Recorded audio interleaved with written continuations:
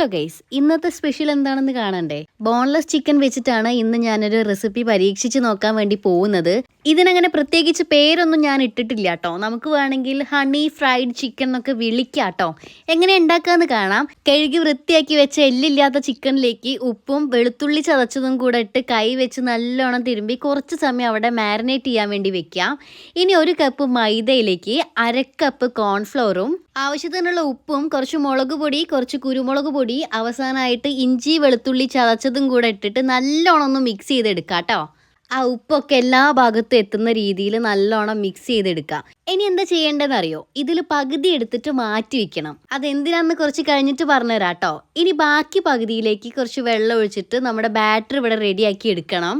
കട്ട കെട്ടാതെ വേണം ഇളക്കിയെടുക്കാൻ. അതുപോലെ തന്നെ ഓവർ തിക്നെസ്സും വേണ്ട. അതായത് നമ്മുടെ ബാറ്ററി ലൂസായിട്ട് മതി കേട്ടോ. ഞാനൊരു വിസ്ക് വെച്ചാണ് ഇവിടെ ഇളക്കി കൊടുക്കുന്നത്. അതാവുമ്പോൾ കട്ട പിടിക്കാതെ കിട്ടും. നമ്മുടെ ബാറ്ററി ഇവിടെ റെഡി ആയിട്ടുണ്ട്. നമ്മൾ മാരിനേറ്റ് ചെയ്ത ചിക്കനിലേക്ക് നമുക്ക് ഈ ബാറ്ററി ഒഴിച്ചു കൊടുക്കാം കേട്ടോ. കാണുമ്പോൾ തന്നെ മനസ്സിലാവും ഇത് എത്രത്തോളം ലൂസായിട്ടാണ് ഞാൻ ഉണ്ടാക്കിയെടുത്തതെന്ന്. ഇനി ഒരു സ്പൂൺ വെച്ചോ അല്ലെങ്കിൽ നമ്മുടെ കൈ കൊണ്ടോ ഇതൊന്ന് നല്ലോണം മിക്സ് ആക്കി എടുക്കാം. അപ്പം നമ്മുടെ മിക്സിങ് ഏകദേശം ഇവിടെ കഴിഞ്ഞിട്ടുണ്ട്. ഇനി നമ്മൾ പകുതി ഇവിടെ മാറ്റി വെച്ച മാവുണ്ടല്ലോ, അത് ഇതിലേക്ക് തട്ടി കൊടുക്കാം കേട്ടോ. തട്ടി കൊടുത്താൽ മാത്രം പോരാ, ഇത് വീണ്ടും നല്ലോണം മിക്സ് ചെയ്തെടുക്കണം. മിക്സ് ചെയ്ത് വരുമ്പോഴത്തേക്ക് ഇതൊരു ബാറ്ററായി വരും. ഇതുപോലെ ആവും കേട്ടോ. ഇനി നെക്സ്റ്റ് സ്റ്റെപ്പ് എന്താണെന്ന് ഞാൻ പറയാതെ തന്നെ നിങ്ങൾക്ക് മനസ്സിലായി കാണുമെന്ന് എനിക്കറിയാം. ഇത് ഫ്രൈ ചെയ്തെടുക്കുകയാണ് വേണ്ടത്.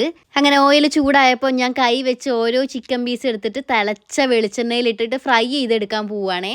ഇത് വെന്ത് കിട്ടാൻ അധികം സമയമൊന്നും വേണ്ട കേട്ടോ. നമ്മുടെ ഈ കോട്ടിങ് ഒന്നൊരു ഗോൾഡൻ ബ്രൗൺ കളർ ആവുമ്പോൾ നമുക്ക് എടുക്കാം. ഇങ്ങനത്തെ ഒരു പാൻ ആവുമ്പോൾ നമുക്ക് കുറേ പീസ് ഒരുമിച്ച് ഫ്രൈ ചെയ്തെടുക്കാൻ പറ്റും. അതുകൊണ്ടാണ് ഈ ഒരു പാത്രം തന്നെ ഞാൻ എടുത്തത്. അപ്പോൾ നമ്മുടെ ആ മൈദയുടെ ആ കോട്ടിങ് ഏകദേശം കളർ മാറി ഗോൾഡൻ ബ്രൗൺ കളറായി വരുന്നുണ്ട്. ഇനി നമുക്ക് കോരി എടുക്കാം കേട്ടോ.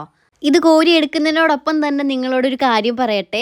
എൻ്റെ ചാനൽ ആദ്യമായിട്ട് കാണുന്നവരാണെങ്കിൽ ഒന്ന് സബ്സ്ക്രൈബ് ചെയ്തിട്ട് പോകണം കേട്ടോ. ഇനി എൻ്റെ വീഡിയോ ഇഷ്ടപ്പെട്ടാലും ഇഷ്ടപ്പെട്ടിട്ടില്ലെങ്കിലും അത് കമൻറ്റിലൂടെ അറിയിക്കാനും മറക്കരുതേ. നിങ്ങളുടെ എല്ലാവരുടെയും സപ്പോർട്ട് കൊണ്ടാണ് നമ്മുടെ ചാനൽ ഇപ്പോൾ 100Kയിലേക്ക് എത്തിക്കൊണ്ടിരിക്കുകയാണ് കേട്ടോ.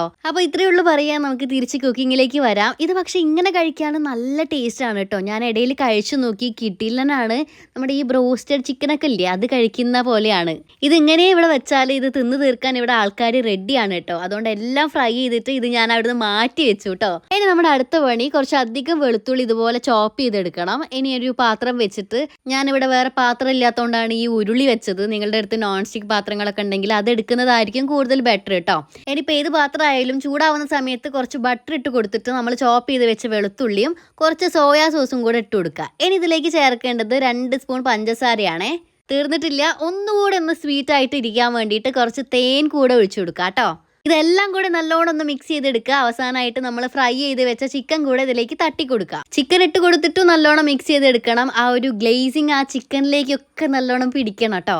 ആഹാ, കാണാൻ തന്നെ നല്ല ഭംഗിയുണ്ട് അല്ലേ? എൻ്റെ ചുറ്റിലും ആൾക്കാർ ഇത് കഴിക്കാൻ വേണ്ടിയിട്ട് റെഡി ആയിട്ട് നിൽക്കുന്നുണ്ടേ.